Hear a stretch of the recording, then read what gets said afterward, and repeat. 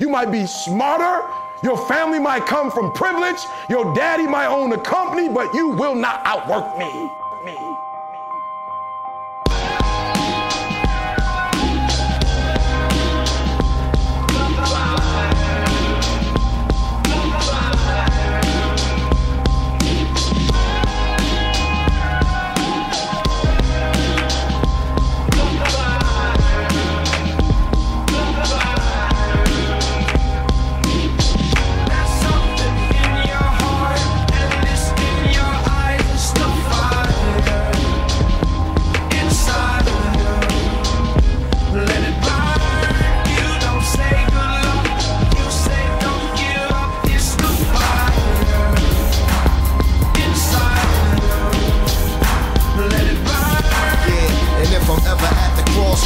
And start feeling mixed signals like Morse code. My soul start to grow colder than the North Pole. I try to focus on the whole of where the torch goes. In the tradition of these legendary sports pros. As far as I can see, I made it to the threshold. Lord knows I waited for this a lifetime. And I'm an icon when I let my light shine. Shine bright as an example of a champion. Taking the advantage, never copping out or canceling. Burn like a chariot, learn how to carry it. Maverick, always above and beyond average. Fuel to the flame that I train with and travel with. Something in my eyes say I'm so close to having the prize. I realize I'm supposed to reach for the sky. Never let somebody try to tell you otherwise. There's something in your heart, and it's in your eyes, it's the fire.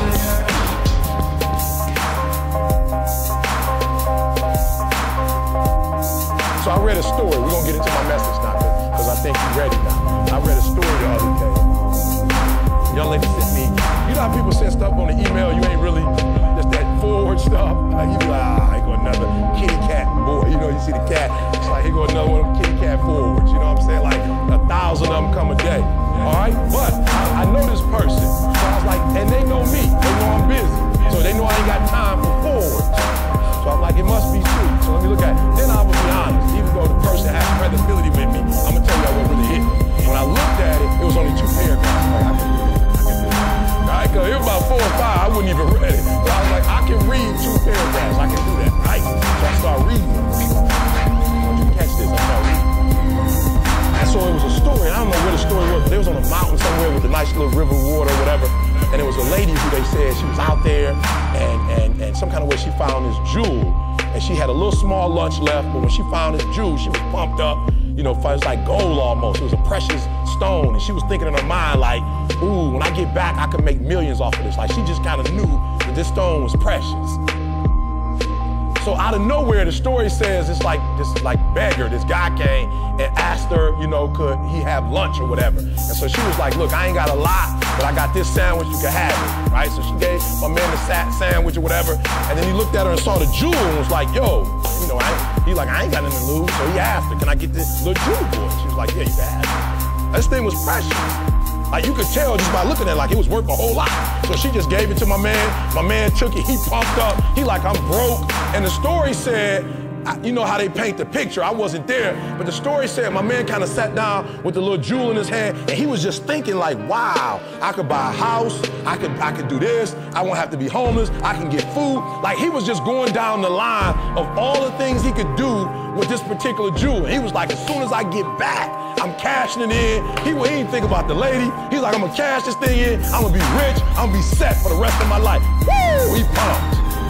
But the story says some kind of way, my man stopped and he started traveling back to the lady. And when he got back to the lady, he was like, you know what, ma'am? I've been really thinking and this jewel is like phenomenal, but I want to give it back to you. And she tripping like, what? You want to give it back? He was like, yeah, I want to give it back to you, but I want something from you in exchange for it. She was like, well, this is worth millions. Like, I don't have nothing that's as valuable as this is. He said, nope, I'm giving it back. But when I give it back, you gotta promise me when I give it back, you give me something. So she's like, all right, cool. She took the jewel and she said, what do you want from me? And he said, what I want from you is whatever was inside of you that allowed you to get this to me. I'm gonna take my time because I wanna make sure you caught that.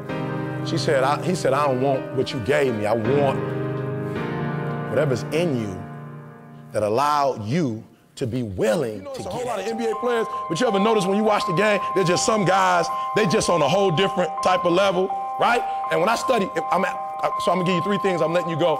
I'm gonna give you 3 things that's within these people that make them do what they do. And one of the things, if you've ever watched Michael Jordan, if you've ever watched Kobe, and I'm not greatest memory of Michael Jordan, all right? I want 2 people to take a guess. What do you think my greatest moment of Michael Jordan is? I love most about Michael Jordan was the last time he lost to the Pistons. He cried. And when he walked off the court with the tears in his eyes, you know that one when you lose and you ain't even got no sportsmanship? You know that one? Normally, you know you lose, you just man up. You don't want to shake their hand, but you do it anyway, because that's a part of the game. But when you get so tired of losing, when you get pissed, when you can't take losing no more, you lose the whole shaking the hand and you just walk off. And Mike walked off with a tear in his eye. And let me tell you something, he walked off and said to himself, this will be the last time the Pistons ever beat me again. The Dwight Howard, no respect for the kid. Listen to me, even when you lose, it's okay to lose, but you can't never get comfortable with it. You can never be satisfied with losing. When you lose, it's got hurts, it's got hurts. They gon' love me for my ambition. Easy to dream a dream, though it's harder to live it. Look, they gon' love me for my ambition. Beautiful music, painting pictures, this be my vision.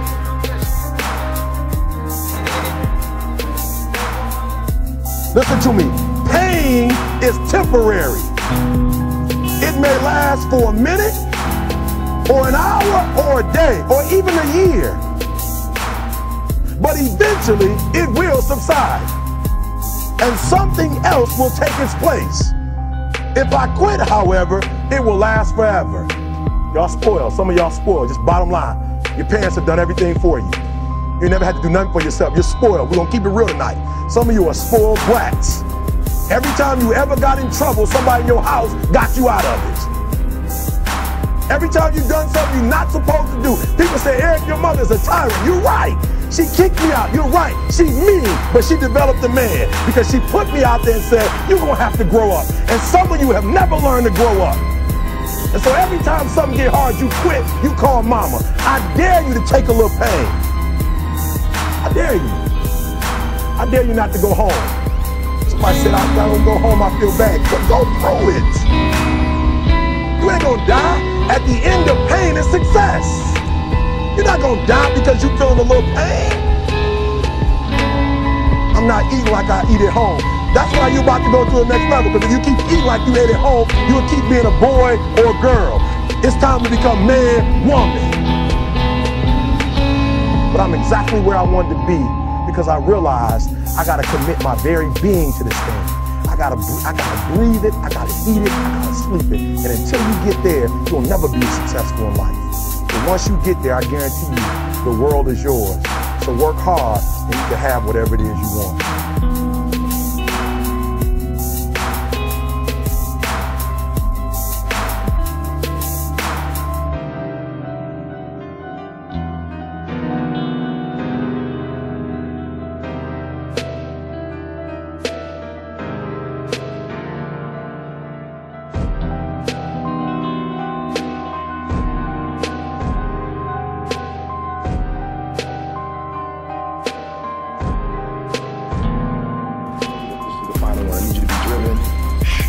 Because somebody said they were bored, and I'm feeling you. I'm feeling you. You're bored. I'm feeling you. I got a 3.5 after I got kicked out of college when I came back 3 years later. And people say, how did you get a 3.5? I got a 3.5 when I came back to college after getting kicked out because I had my first child. And when I came back to school, I wasn't going to school for school. I was going to school for my boy. My granddaddy was a high school dropout, my daddy, and I was a high school dropout. And I figured if I at least graduated from college, that he would have to graduate from high school. I would be an example. So when I came back with a vengeance. I was driven by a purpose. I'm telling you, you'll never be what you're supposed to be. You'll never have what you're supposed to have. You'll never ball out until you got a purpose for why you do what you do. The people who blew up, they blew up because there was something that was going wrong in their life, and they took that pain and they turned that pain into something. You will never, ever go to class, and you guys are spoiled. Do you know what it's like to go to class in Michigan in December? It's 10 inches of snow and they don't close the school. and it's minus 10 degrees and you still got to go up and go to class? How do you go to class when it's 10 degrees and 12 inches of snow? You know how you do it? Because you know your mama broke and she working 2 jobs and taking out a loan for you to go to school. I laugh at kids whose parents are broke and they up there partying like everybody else. Your mama broke. You went to school, listen to me, some kids when they go to school, they just going to school to keep the legacy alive. They mama already got money. Some of us, we taking out loans to help we taking out loans and sending it home so people can pay rent. That money ain't even going to college, and we still going to party. Right? So you hear me say on my video, I'm talking about opportunity. Listen to me. Sleep is the new broke, because what happens is, if you only have 24 hours. All right, I gotta say this. I gotta take my time because I want to make sure you get this. If you only have 24 hours in a day, your success is dependent upon how you use the 24. You gotta hear me. People talk about Oprah Winfrey, Ted Turner, Warren Buffett. Listen to me. I don't care how much money you make. You only get 24 hours in a day. In college, you're not in college, you only get 24 hours. And I blew up literally. I went from being a high school dropout to selling 6,000 books in less than 6 months. What happened? My 24 hours. I was like, okay, Eric, you got to get a grip on your 24 hours because you're about to be broke for the rest of your life. And that's all I need you to do for me. I can tell you all about your life if you just write down your 24-hour schedule for me and you let me look at it. I can tell you where you're going to be in 5 years. I can tell you where you're going to be in 10 years. I can tell you where you're going to be in 20 years if you keep that schedule. When you become successful, you don't ask what's wrong with something. You ask what's right with it. Blasting this stuff, right?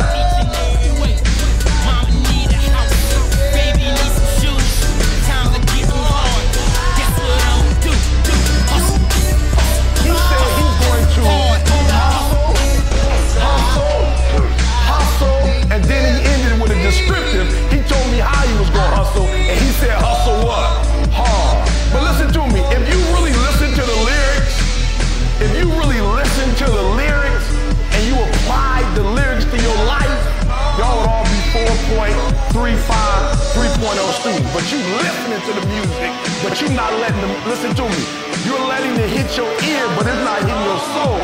It's not hitting your heart. Because I listen to it too, that's my song. That song gets me up at 3:30 every morning. I'm listening to it because he said he's going to, I don't know if you listening to it or not, but I got you the first time when you said he was going to hustle, but that wasn't enough. He told me again, hustle, right? He like, look, I'm serious about it, hustle. Right? His whole language, everything about his body language. When you listen to this kid, Ace Hood, he sound hood when you listening to him. Like his name matched the words that are coming out of his mouth. He said, hustle, hustle, hustle hard. And I guarantee many of you would be 4.0 students if you studied hard. But you ain't studying hard. You could have a degree. I'm grown. I don't need nobody 4.0. Somebody said, E, what you get in stats class? It don't make a difference what I got in stats class. And then if you ain't got nobody, I'm grown. Somebody else they got 2, 3 languages. Who you think they gonna hire? You better learn you another language, son. Stop being lazy. You got apps that can teach you Spanish for free. You can learn French for free with your apps. And you playing video games. You getting beat.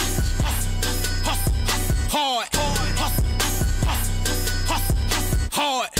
The dude that is responsible, Mr. White, for Michael Jordan's brand, he told me, Eric Thomas, listen to me very closely, son. It's not possible, it's past possible. He said, listen, you gotta stop telling people you wrote a book and you gotta start saying you're an author. It's a different mindset. It's a different mindset. He said, if you say you wrote a book, that could be it. But if you say you're an author, it means you write books for a living. That's what you do. And you got about 4 or 5 more books in you easy. It's a mindset. We changed the whole game. It's a mindset. You probably didn't even notice it, but I'm mic'd up right now. You probably didn't even know. I'm mic'd up right now, different mindset. I used to speak back in the day and just see myself as a speaker. Now we own a company, and guess what? Everything I say to you, it goes in here, and it goes on iTunes. And when I do my TGIM, and I'm like, yo, I was at the University of Cincinnati, the Bearcats, boom, boom, boom, boom, boom. Okay, you can go get the boom, and right afterwards, people gonna go. We always notice it. On Monday, we sell the most books. More people go to iTunes, like, you gotta get that. I gave you 3 minutes, get the whole 35 minutes. They like, boom, I'm gonna get that 99 cents. And watch this very closely. 99 cent time a lot of people. E.T., I don't see nothing wrong with that. When you become successful, you don't ask what's wrong with something. You ask what's right with it. When you become successful, you don't ask what's wrong with something. You ask what's right with it. When you become successful, you don't ask what's wrong with something. You ask what's right with it. And the worst thing in life is not to be broke. The worst thing in life is to taste some success and then you gotta go back to being a nobody. First one, the last one. Jerry Rice was always the first one, the last one. I'm telling you, don't get from the C thing. And I dare you for one time in your career, I dare you to exhaust yourself. I dare you to leave every single thing on the field, one season, everything left off exhausted. Like Mike when he got 45 with the flu. He had the flu. Like for real, let's be honest. One of your players got the flu and they tell you I got the flu, I can't play. You're like, cool, I understand. We'll catch you next game. Mike was like, I got this, don't worry about it. But Mike, you got the flu. My flu is still better than your normal game, all right? Whatever your little game is, my flu gonna outdo your game, so I'm gonna play. I just finished doing 6 miles, but I'm not breathing hard. Raise your hand. You know exactly what I'm talking about. No, raise your hand if you've ever experienced it. You've done what you're supposed to do, but at the end of the day, you're not really breathing real hard. Raise your hand. You put the workout in. You did exactly what you're supposed to do. You did your exercise, you did your reps, but you good. Tell me if you know a time when you ran so hard, you worked so hard, that you felt your chest. After you finished, you felt your heartbeat. Right? You ever worked so hard, you felt that blood, like you could taste blood, you worked so hard. Right, you sweating, and you knew when you finished, you had to sit down and get you something to drink because you knew you didn't have no more to give. Raise your hand if you had that experience too. I dare you. How many more games left? 130 something games left? Okay, that's how many we got left, 130. Can I get the exact number? 120. Let me tell you, you ought to know exactly which games. You better be marking them off, counting them down like you in jail. You ask a guy in jail how many days he got left, trust me, he ain't gonna say, well, I'm not 100% sure. You ask a dude in jail, how many days you got left? 121 and a half a day. 2 hours left. My man counting them down. Why? Because he's ready to get up out of there. This your life. You should know. So you say we got 100 and something left? This is what I'm asking you to do. However many you have left, I dare you. That second feeling, when you give them everything you got and you ain't got no more, I dare you to get that every single time. But you will only be that guy. You will only eat for free. You will only drive around and people screaming your name for 4 years if you don't get your stuff together. You the man now, but you ain't gonna be the man forever. And the worst thing in life is not to be broke. The worst thing in life is to taste some success and then you gotta go back to being a nobody. That's hard. Some days when I run, man, I go 6, 7, but when I finish, I'm not breathing hard. Raise your hand if you know what I'm talking about. I just finished doing 6 miles, but I'm not breathing hard. Raise your hand. You know exactly what I'm talking about. No, raise your hand if you've ever experienced it. You've done what you're supposed to do, but at the end of the day, you're not really breathing real hard. Raise your hand. You put the workout in. You did exactly what you're supposed to do. You did your exercise, you did your reps, but you good. And tell me if you know a time when you ran so hard, you worked so hard, that you felt your chest. After you finished, you felt your heart. It broke her. It broke her. It broke her so much. God is so good. Sometimes he got to break us to bring the creativity out of us. He breaks her. He breaks her. He breaks her heart. And she goes into the studio. And when she goes into the studio, she just doesn't sing something she made up. She actually sings something that's true to her heart. Get your stuff together. You the man now, but you ain't gonna be the man forever. And the worst thing in life is not to be broke. The worst thing in life is to taste some success and then you gotta go back to being a nobody. That's hard. I mean, he showed up. He showed up and played, how many games? 2,139 games. He showed up. You better catch that. He was considered one of the best in the game because he did what? He showed up. Now, I'm here to tell you, if you show up to that many games, and that's the beautiful thing about this sport, you gotta grind. This ain't football, baby. Football, you get Sunday, I'll see you next Sunday. This is every single day, and sometimes they ask you to do 2, right? This is a whole nother level.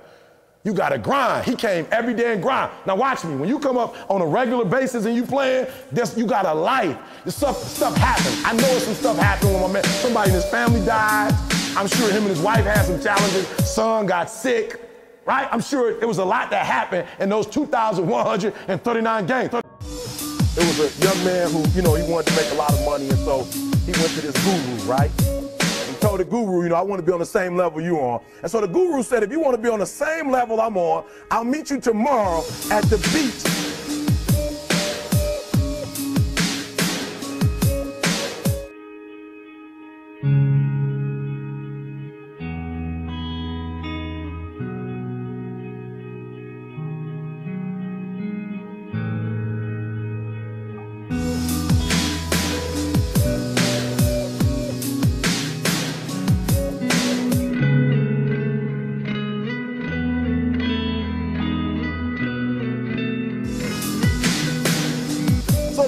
Got there at 4 a.m., he all ready to rock and roll, got on the suit, should have wore shorts. The old man grabs his hand and said, how bad do you want to be successful? He said, real bad. He said, walk on out in the water. So he walks out into the water, watch this. When he walks out into the water, it goes waist deep. So he like, this guy crazy.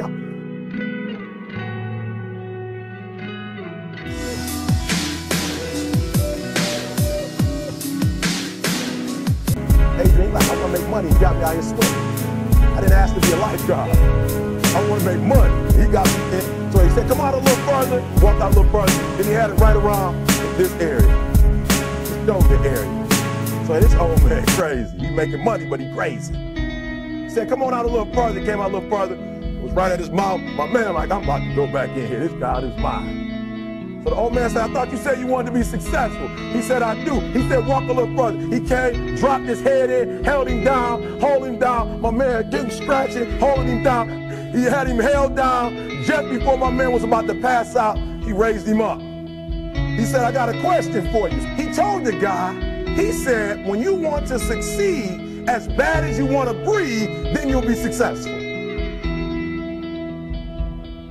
I don't know how many of y'all got asthma in here today, but if you ever had an asthma attack before, you short of breath, SOB, shortness of breath, you wheezing. The only thing you trying to do is get some air. You don't care about no basketball game. You don't care what's on TV. You don't care about nobody calling you. You don't care about a party.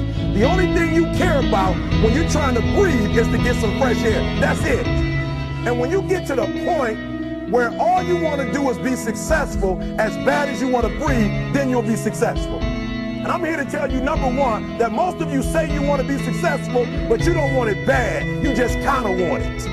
You don't want it badder than you want to party. You don't want it as much as you want to be cool. Most of you don't want success as much as you want to sleep. Some of you love sleep more than you love success. And I'm here to tell you today, if you're going to be successful, you got to be willing to give up sleep. You got to be willing to work off for 3 hours of sleep, 2 hours. If you really want to be successful, some days you're going to have to stay up 3 days in a row. Because if you go to sleep, you might miss the opportunity to be successful. That's how bad you got to want it. You got to go days without, listen to me, you got to want to be successful so bad that you forget to eat. Beyonce said once she was on the set doing her thing, 3 days had gone by, she forgot she didn't eat. Because she was engaged. I never forget when 50 Cent was doing his movie, I did a little research on 50, and 50 said that when he wasn't doing the movie, he was doing the soundtrack. And they said, when do you sleep, 50? Sleep. He said, sleep. Sleep is for those people who are broke. I don't sleep. He said, I got an opportunity to make a dream become a reality. Don't cry to quit. You already in pain, you already hurt. Get a reward from it. Don't go to sleep until you succeed. Listen to me. I'm here to tell you today that you can come here, you can jump up, you can do flips, you can be excited when we give away money. But listen to me, you'll never be successful until I don't have to give you a dime to do what you do. You won't be successful until you say, I don't need that money. Because I got it in here.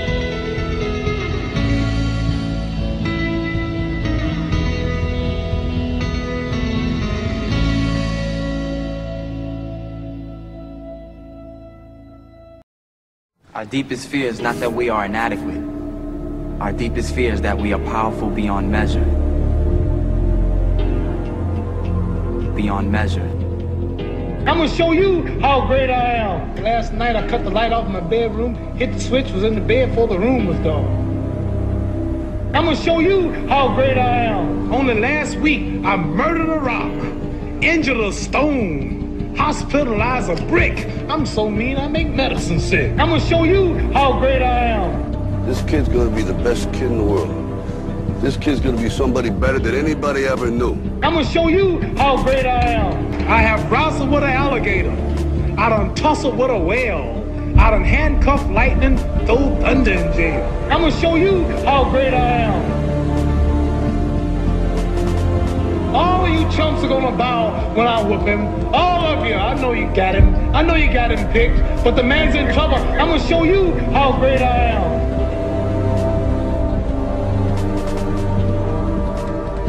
But somewhere along the line, you changed. You stopped being you. You let people stick a finger in your face and tell you you're no good. And when things got hard, you started looking for something to blame, like a big shadow. Let me tell you something you already know. The world ain't all sunshine and rainbows. It's a very mean and nasty place, and I don't care how tough you are, it will beat you to your knees and keep you there permanently if you let it. You, me, or nobody is gonna hit as hard as life. But it ain't about how hard you hit. It's about how hard you can get hit and keep moving forward. How much you can take and keep moving forward. That's how winning is done. Because if you're willing to go through all the battling you gotta go through to get to where you want to get, who's got the right to stop you? I mean, maybe some of you guys got something you never finished, something you really want to do, something you never said to someone, something. And you're told no, even after you pay your dues. Who's got the right to tell you that? Who? Nobody. It's your right to listen to your gut. It ain't nobody's right to say no. After you earn the right to be where you want to be and do what you want to do.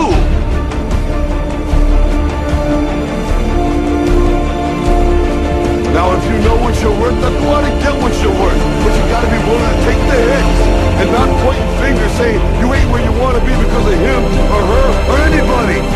Cowards do that, and that ain't you. You're better than that. Our deepest fear is not that we are inadequate. Our deepest fear is that we are powerful beyond measure.